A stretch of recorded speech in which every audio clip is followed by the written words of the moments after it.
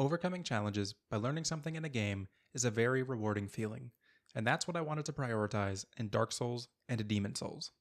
Hidetaka Miyazaki. I have a rule for the first time that I go through a FromSoft game, and that's that anything goes. Whether I want to use a certain weapon or magic or summons or anything along those lines, I'm allowed to do that on my first playthrough. And that's because I think to get an idea of what the developers were intending for you to do within a FromSoft game, you should really use all of the mechanics that are available to you so you can get a good idea of their intentions.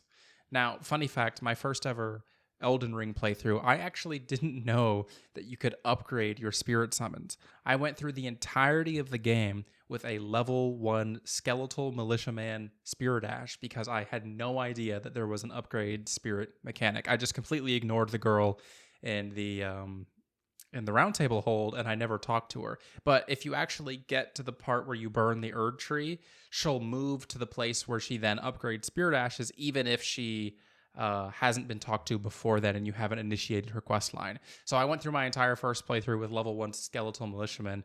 As I mentioned in my last video, I finished my first playthrough at level 94. I missed a lot, and that's because I was kind of beelining my way towards the ending. I really just wanted to see what the final boss was. I didn't see Rykard my first playthrough. I didn't see Malenia my first playthrough. And that's usually because my first playthrough is kind of speedy and I'm allowed to do whatever I want. And then my second playthrough, I take my time and really explore and do all these other things.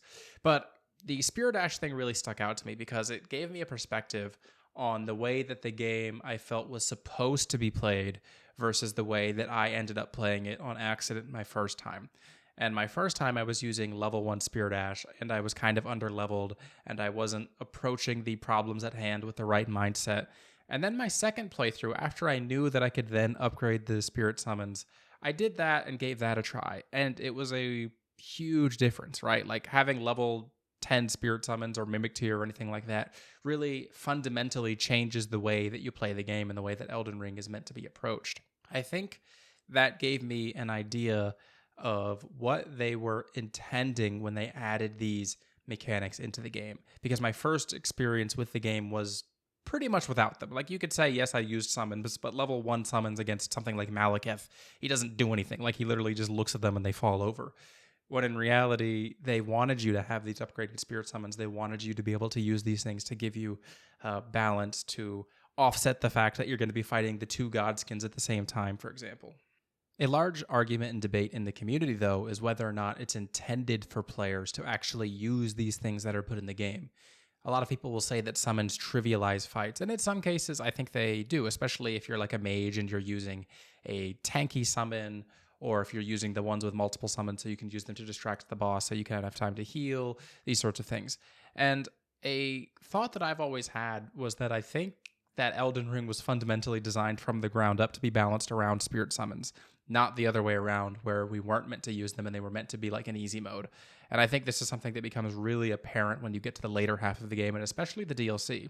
One of the biggest complaints that people have with the DLC Shadow of the Erdtree so far is that the bosses are like super hyper aggressive. They're constantly on you. They're constantly attacking you. And if you play as someone who doesn't use summons, this is absolutely true. And in fact, I didn't use summons my first playthrough just because I didn't feel like I needed them, because I had 700 hours of Elden Ring before going into the DLC. And the thought that I often had was that the bosses were really, really hyper aggressive and they were glued to you. And I think that's because the entire balance of the game, especially the later half of the base game, which then feeds into the DLC, is balanced around having multiple targets for the bosses, something for them to be distracted with so you can pop a heal, so you can do these things. And acting without those things is actually more of a challenge. And that challenge is something that I think that the Souls veterans want players to experience the satisfaction of overcoming, because they know that in the older games, overcoming challenges like that without having the assistance of spirit summons, without having the assistance of human summons, was something satisfying. It was a good feeling to overcome these things. I want people to reflect back, though, on the quote from the beginning of this video. Overcoming challenges by learning something in a game is a very rewarding feeling. I think this is the point that a lot of people miss when it comes to the Souls genre and why they are so satisfying to people and what the intended experience really is. to me, it was never about difficulty. Difficulty is there, and there is a challenge present, and obviously they want you to overcome that challenge, but the satisfaction doesn't come from just beating the challenge and achieving the thing. It comes from finding a solution to beat the thing, finding the thing that works for you to overcome the problem, whether that's going to be the infinite mana giant laser magic spell that you have, whether it's going to be spirit summons, whether it's going to be the Guts Ultra Greatsword, which can poise break almost any enemy in like 2 to 3 hits. All of these are just different solutions to the same problem. And what From Software has done with their games is essentially give you a sandbox full of problems and different solutions and told you to find your way to overcome those problems. Find your solutions to these things and do it in a way that's going to be personally satisfying to you. When you've beaten a Souls game, when you've played through it multiple times, then you can start to increase the challenge for yourself to make the challenge even more satisfying to overcome, essentially. Like for me, I know that I've done a level 1 rune playthrough of Elden Ring, and while I didn't find it fun or particularly satisfying in the end, it was nice to be able to say that I've done it. I wouldn't recommend most people do that, but there are nice middle grounds I find. I know for me, I find it now a lot more personally satisfying to beat the game without spirit summons. But at the same time, I also feel like I'm limiting myself and missing out on some of the fun. I'm like that meme of Squidward where he's watching Patrick and SpongeBob run outside of the house and have fun. And to me, that's how I view people using spirit summons, where I'm like, man, those things look really cool and it would be really nice to use those. But to me, I feel like I'm almost limiting myself because there's greater satisfaction in not using those things for me. But I'm also missing a core fundamental part of the game because I'm not engaging with those things. And it's also twisting and distorting my view of how the game is, I think, intended to be played because I'm not engaging with core mechanics of the game. Ultimately, what I think I'm trying to get at here is that the intended way to play a Souls game is not just to overcome the greatest challenge or difficulty possible. Because if that were the case, then everyone would be playing level 1 with no upgraded weapons or Erdtree fragments, no hit. Which, there's people out there who can do that, and, good on them for doing that. But for most people, it's going to be finding and setting an acceptable level of challenge for you that makes the game satisfying and makes the game interesting to you.